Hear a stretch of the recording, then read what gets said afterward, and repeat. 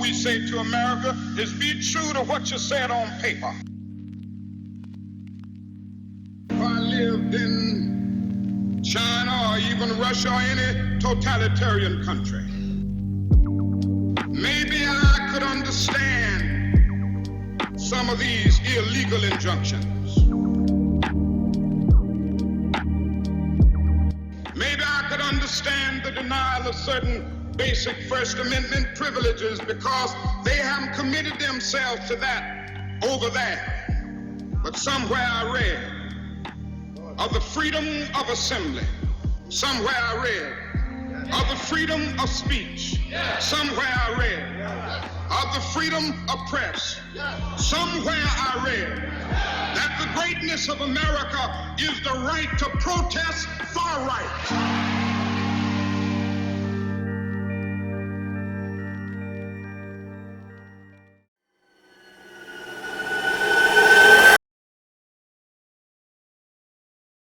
Up until my 5th grade year, I went to R.R. Moulton Elementary. It was a school for all black kids that lived in Perrine. Kids that lived in Richmond Heights went to Frank C. Martin. When we returned to school after the Christmas holiday break, my brother and I, who was 1 year older than me, were told that we couldn't come back to R.R. Moulton. We had to go to a new school they opened called Colonial Drive. That was my first time ever going to school with white kids. I was so afraid, and I'm sure they were afraid of us as well. The one thing I noticed immediately when we were at R.R. Moulton, those black teachers really made sure that we got an education. In fact, most of them lived in the same community we lived in and went to the same churches that we went to. They knew your parents, they knew your grandparents, and they made sure. I didn't find that when I went to Colonial Drive. We often questioned whether or not the teachers even wanted us in the white teachers even wanted us in the classrooms. There was a lot of trying to keep control as opposed to teaching. And I remember that I went home and I told my mom, I said, it was math. I was struggling in math. I was in 5th grade. And I said, well, he doesn't teach us black kids. He only talks to the white kids. And so she said to me, she said, does he write it on the board for the white kids? I said, yes. And she said, well, when he write it on the board for the white kids, I want you to write it down. And that's what I started doing. I'm not sure if it was what we imagined or what we experienced, but the rest of my 5th grade year was kind of traumatizing for me. When I went back in 6th grade and we were still commingling, we seemed to start getting along better, and I guess we began to understand each other. But I'm not sure, for me, if segregating the schools at that point in time in my life was the best. We often had little spats with those kids, and we were often the ones that were accused of being wrong. So there was a lot of adjustments that we had to make when we went to Colonial Drive. And for the first time ever, I went to school with someone that wasn't black. I used to wrestle for South Miami Senior High.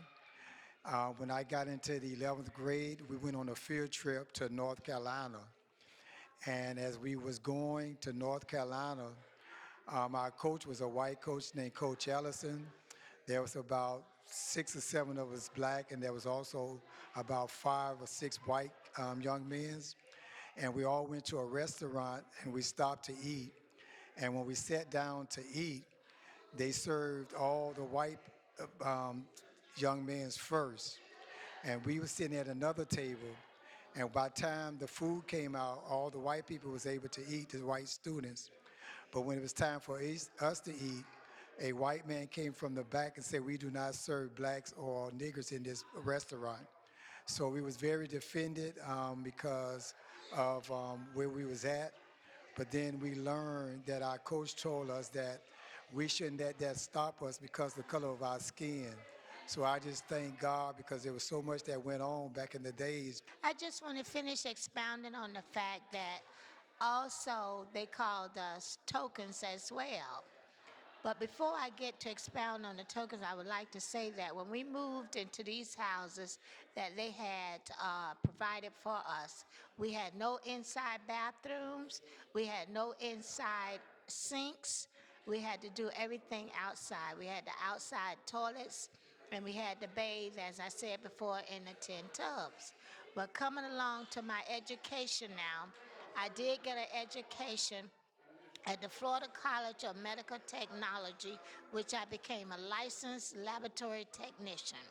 And the first group of doctors that hired me, I was the first black on 87th Avenue in Galloway.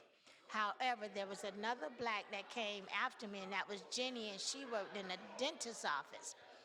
Well, the NAACP was coming around to make sure that we was getting a fair chance at working in offices and having employment. First time I ever came encounter with, I guess, so racist, was when one of the patients said to me, "Oh, you are the one of the tokens in the office." And I smiled. I didn't talk back, but I did go to Dr. X and I told him exactly what that patient said to me. And Dr. Axel went to him and he said, "You will have your records on the way out because we don't do that in our office." So we did overcome a lot of segregation situation, but we still have a lot that we're going through now. And so just as I say we aren't going to let any dogs or water hoses turn us around, we aren't going to let any injunction turn us around.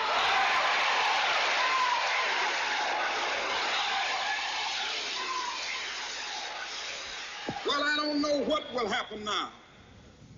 We've got some difficult days ahead.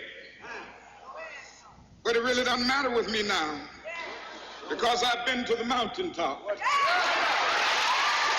don't mind. Like anybody, I would like to live a long life. Longevity has its place. But I'm not concerned about that now. I just want to do God's will. And He's allowed me to go up to the mountain. And I've looked over and I've seen the promised land. I may not get there with you, but I want you to know tonight that we as a people will get to the promised land.